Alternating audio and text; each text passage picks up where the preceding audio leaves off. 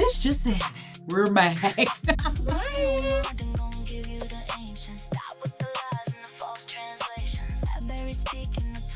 This is the Abaryt series, the Alaph and the Bayt. We are going to be going over Zayn, which is the pickaxe. And the sound is either the za or the like a babe. It's a pickaxe. And what does a pickaxe do? It cuts. It's a cutting tool. It could be used for a weapon because it has the sharp edges. You literally have to put it in the dirt and use it to, you know, move the dirt around. Break it up. Break it up. And you're moving soil around so you can also grow food in it. It represents food and nourishment because you grow your food in the soil. And it functions as conflict. Isn't that interesting? It functions as conflict. It guards what matters, right? Because if you're, well, it's a weapon. So if we're talking about conflict, that means if you're in a battle, I'm going for my pickaxe. Pulling it out. And I might cut you. I'm just like, so it's conflict. It guards what matters, right? Because what matters is what? The house, the Bayt, if you will, all right? So you got to guard what matters. It's connected to survival, again, because it's used as a weapon or a cutting tool. It's connected to provision because provision, right, also is food, nourishment, right? It is separation because you can definitely draw a line in the sand with it.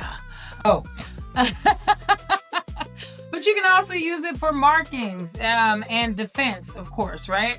So the Zayn is definitely one of them ones that is much deeper than what it looks like, you know? It's not just Z, right? Which so many people are like, oh, it's just a Z. No, let's go to the picto. Let's see what it really meant, what it was really about, right?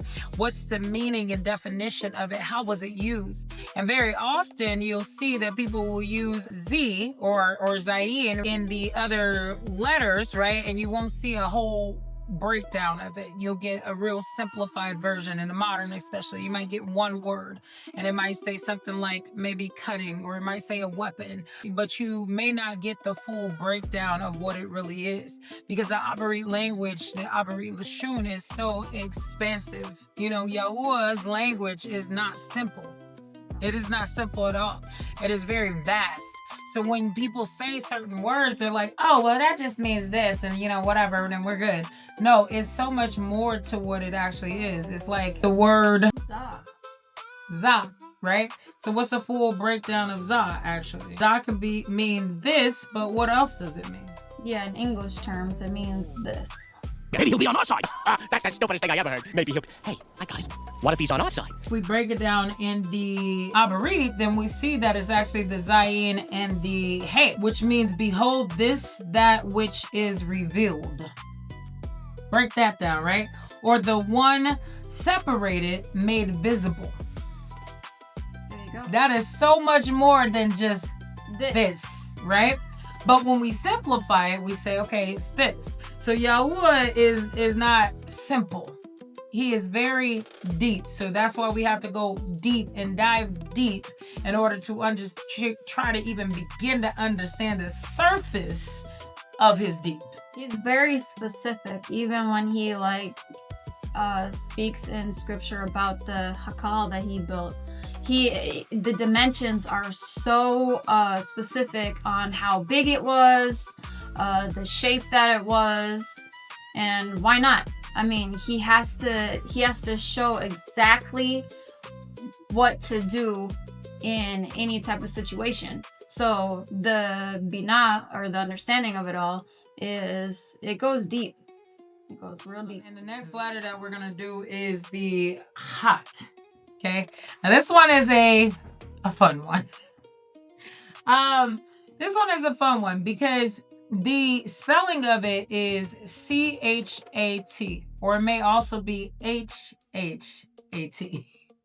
Yeah. This is one that we are still in palal on exactly the full breakdown. But one thing we do know is that the pronunciation is not ch or k.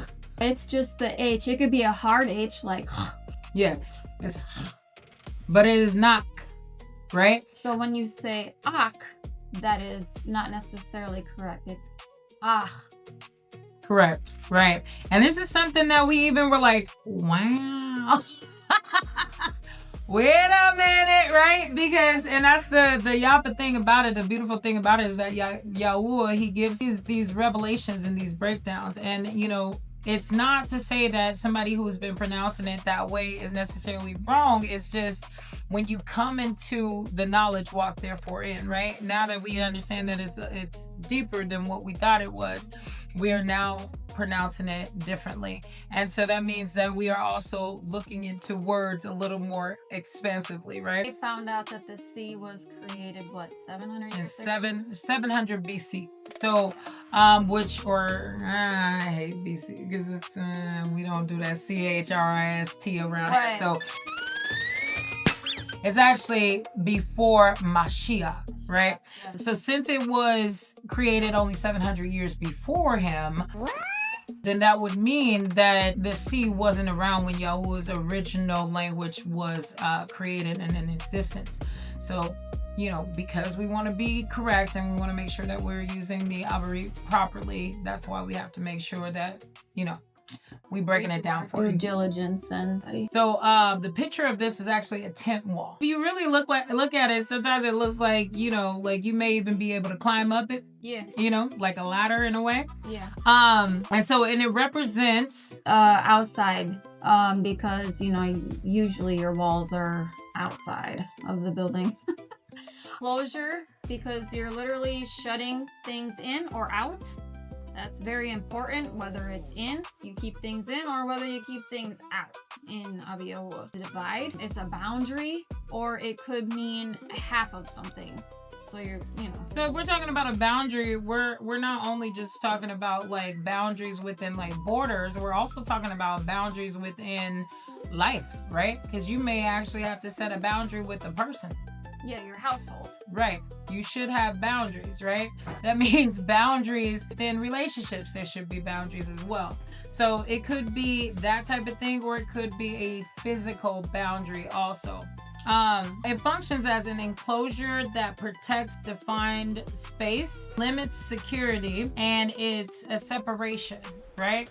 It's also a surrounding, right? Limits and security, meaning like it protects you. When you have walls around you, then that means that people can't just automatically come into your house. Right. Right? It's gonna take some work to get into your house. They can't just come on in. So it is having boundaries so that you are secure, and there's security, right? And you're protected. Yes. And the word that we have for that is going to be Atysha. And Atysha, again, because we're still working on exactly how Yahuah wants us to present this properly. So it would either, traditionally it's been spelled CHADASHAH. I had to look at my notes. So Atysha, but because we know now about the C, we can drop that C and it would be as it is exactly pronounced, which is Atysha, right? And it means renew, right? It means restored. It means made anew, right? So when we're talking about the Bayt Atysha, we're talking about the renewed covenant, or restored covenant, right? So not the new covenant or the New Testament, as you've heard it to be said, but we're talking about renewed, right? So when you renew something, that means that it already was in existence. For instance, if you've had a gym membership, right? If you go from 1 year to the next year, then you've been there, the same gym, right? Your membership is still the same. The only thing that might change is you might have a few added features, but you still have the same membership. You have still been a member since you first started there. There's not like, oh, we're cutting off your membership and now we're saying that you started as of the beginning of this new year. Right. Right? That's a So, very good example. see what I'm saying? See what I'm saying? So that's not how it works. It is a renewed covenant. It is restored, right? Because Yahuah said, I will make a renewed covenant. The trick and the deception that Shaitan has put out there is that it is a new covenant. And new means it never was before, right? It was never in existence before now. But that's not true. He said, I will make a renewed covenant, right? So the word there that you will constantly see is harasha if you go to the original Abaryt. But if you go to the English, as they have made it, they put new there, right? Even in the modern system, it says new. That's not true. That's not correct. It is a renewed, restored, because it already existed. So he said, I will make a renewed covenant with my people. He did not make it Christians, because, again, seed didn't exist. Right? So he didn't make it with the Christians, okay? He said with my people. Do you understand? So he didn't replace his people with these folks that call on JC. That's not a thing. That's not a thing. So we have to understand it is a renewed covenant, and we have to forget the old deceptions that we have learned and the old lies and come into the truth, the renewed truth, amat of Yahuah that he has given us, right?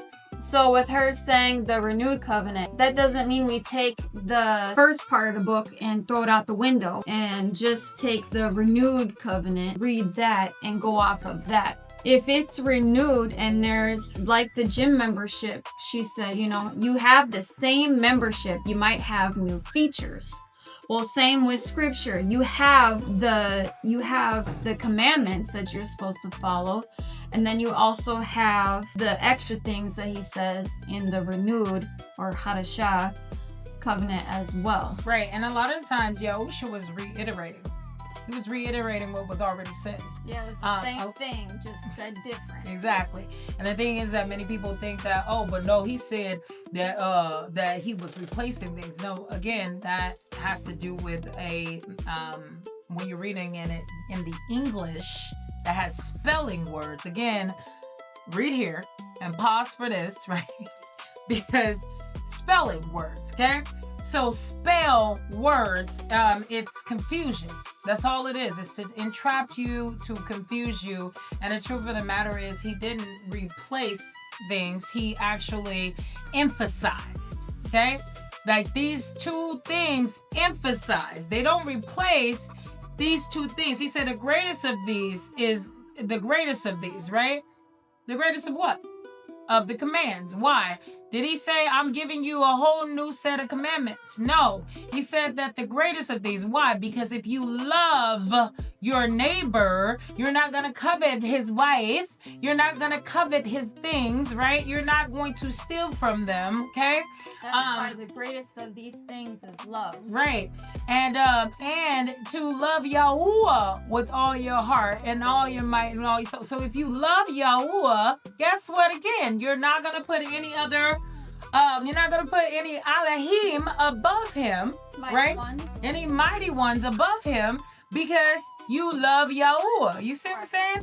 And you're going to, because you also love him, you're also not going to disobey his commands, which means you're not going to steal, you're not going to kill. You get what I'm saying?